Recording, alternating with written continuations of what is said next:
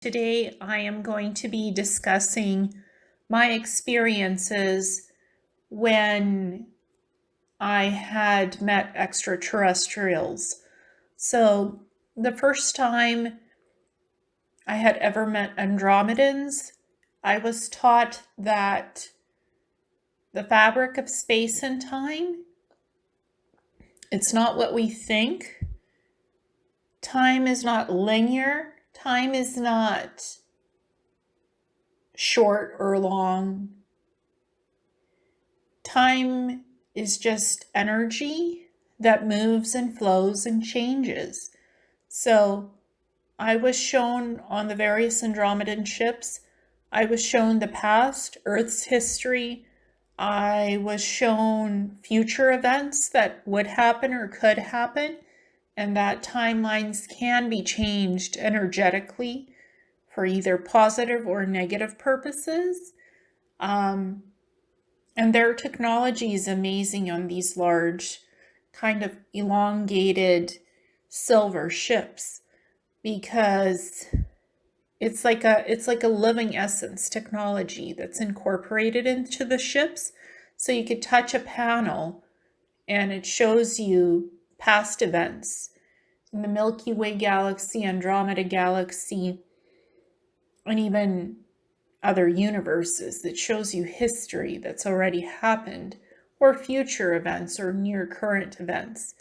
And when you travel in space, there's also the ability to time travel and how those energies work. So basically, a lot of that technology is working with the mind to interact with the Andromedan spaceships, because they're sentient in and of themselves. So there's a lot of consciousness involved, consciousness thought interaction with the Andromedan crafts, with them themselves, and their Andromedans. It's not just one species. There's Andromedan hybrids, there's pure Andromedans, there's Andromedans who have silver skin, there's Andromedans who have kind of like silver blue skin, Andromedans who look like us, Andromedans that are taller. So it was really interesting to just interact with them, and a lot of them are above Earth orbit in their cloaked ships, observing what's going on here and kind of watching us to see how this history is happening, because what's happening on Earth is very unique. So, and they had been teaching me that whatever I do with my life, just try to create positive timelines, positivity, because everything that any being does anywhere in the universe or universe's galaxies, it has a ripple effect on the rest of creation. So we're all creator beings, and we co-create what we make into this universe. And when looking at previous historical events, or what I call doing the quantum leaping through conscious precognition on their ships, with their technology, I was able to see future events. And some of those events needed to happen and some didn't. And also traveling through wormholes, through beyond like the means of space and time, wormholes, dimensions. Their way of travel is in hyperspace. It's not in real-time space even. So that's what I saw on the Andromedan ships. And I've had other contact experiences with the Pleiadians, the L race, and the L race also has ships that are biological. So it's not just metals and alloys, it's also energy and sentience that the ships are made out of, as well as Nordic ships, and those were more standard. The crafts are silver. Some of them are saucer shaped. Some of them are huge motherships. Some of them are smaller. Some have thousands of beings on them. Some have a couple of hundred. The Nordics had a whole fleet, actually, that was defending against the reptilian armadas in 2011. So the reptilians, the Dracos, couldn't invade Earth space. So that's what I was doing with the Nordics and on their ships. So when I was learning from the Andromedans and the Pleiadians, I would be shown how to emit different frequencies of energies with my hands and either make it like a hot laser to close up bleeding wounds, which I practice doing to this day on the raccoons that need healing, or modulating cold energies to adjust hormones, slow down heartbeats, etc., bring down blood pressure or raise sugar levels. It's quite interesting what they energetically what they showed me how to do just by tapping into universal energy just from the universe, because energy is all around us. So by tapping into it with my hands, into the frequencies, gathering the energy and working on beings. So that's what they taught me how to do. And this is sort of before I even knew how to heal, before I took courses for energy healing and Reiki. This was before.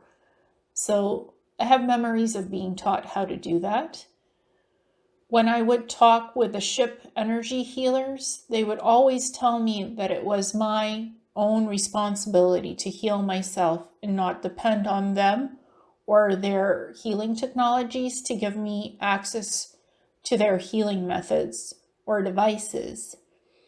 And if I did want access to that, I would be learning with them how they healed, how they used energy to heal. I would ask them to teach me and learn how to do it. I actually had to ask them, this is what I want to learn, and I want to know what you know. I want to know how you work with energy frequencies. How do you dial up the energy source of the healing modalities when you work with pure energy? How do you raise that energy frequency? How do you lower it? How do you adjust it?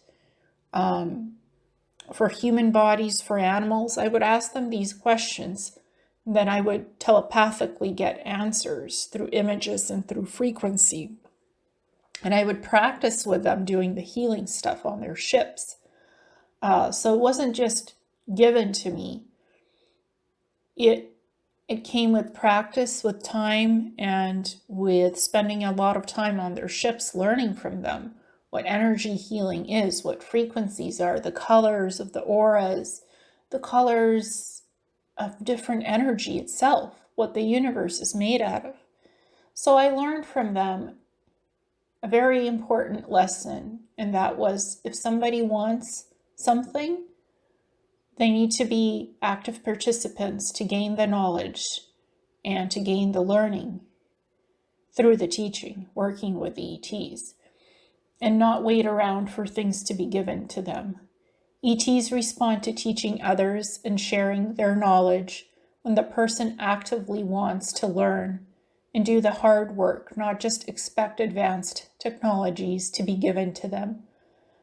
So for example, on Mars, if I wanted access to the biological drug serums in the cybernetics labs on Mars, I had to work in the cybernetics labs to get access to that biological drug medications. And I had to know how to create the dosages myself. Once I learned how that med tech worked, I had access to working with it. And I can infuse myself with dermal injections. So to have access to rejuvenate my immune system, I actually had to learn how to make the biological drug serums, how they're synthesized, how they're replicated, how to inject it, how to work with different antibodies of plasma treatments, because you can alter plasma therapies with different energies that you infuse into the antibodies. Whether that's replicated, you can pre-program the energies in the infusion, or you energetically infuse things if you're doing energy healings. So I had to learn all of that, how to do that, before they would even allow me to work in the cybernetics labs. I had to be taught how to do that through the Neuralink implants. And the other things, when I was working with ET intelligences like the Andromedans, Pleiadians, the L's, and the Nordics, the message that I always received from them is that they want us to grow up and clean up our messes to finally get to where we need to be, to not destroy ourselves and this planet Earth. So it's not about them giving us technologies to just make everything all better all of a sudden. I know we all want that, but it's about us being the co-creator beings that we are, and making a choice to not pollute the planet, to switch to electrical cars, to recycle more, to not pollute the planet, to reduce our carbon footprint. So, to reach that level 1 on the Kardashev scale of civilization, to advance, we need to actively participate in changing the world, however that is for us, however we do it. We are the co-creators. We can make choices to improve our lives and other people's lives and lead by good example. So that's something that was taught to me by them. And all 4 races taught me that Earth is part of an energetic nexus hub that keeps this galaxy, the Milky Way galaxy and the Andromeda galaxy, and other galaxies and universes thriving. So many of the ET intelligence's teachings is how to work with energies in quantum consciousness to change realities, to change timelines, and to create stable evolutionary timelines where positive things happen. How to do that with the mind, how to manifest that with the mind, with the gifts that we have. That's what they taught me how to do. So anyone who interacts with ETs has a profound connection with going beyond the bounds of time and space, and understanding that nothing is impossible. It's just a thought form that we create, as anything is possible to be created. We all work with energy on some level, some more so than others. For some it comes faster, for some it takes time to learn. But when you put the effort to learn something, to get to know what you're capable of doing with whatever gifts you have naturally or you work at getting, you put in the work. And that's what the ETs told me. If I want something, if I want to know how to do something, if I want to work with energy for healing, all I had to do was ask them to show me that, to show me how they did it. And they would freely teach me, as long as I put the time and the effort into it and learned from them, from their teachings. And to me, that felt positive and benevolent. So I just wanted to talk to you about that today and share some of my experiences. So thank you and namaste.